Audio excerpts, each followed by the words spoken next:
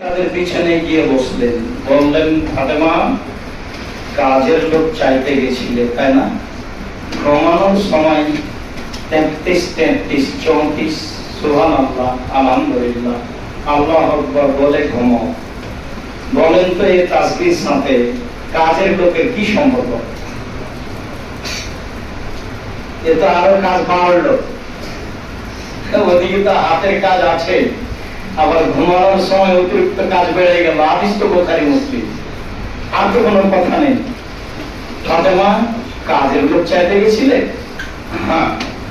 ঘুমানোর সময় 33, 34 বা 10, 10, 10 সুবহানাল্লাহ, আলহামদুলিল্লাহ, আল্লাহু আকবার বলে ঘুমাবা।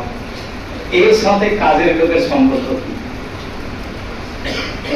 তাসবিহ করলে একটা থেকে আরেকটা হবে, যে কোনো সমস্যার সমাধান করতে পারে তাসবিহ।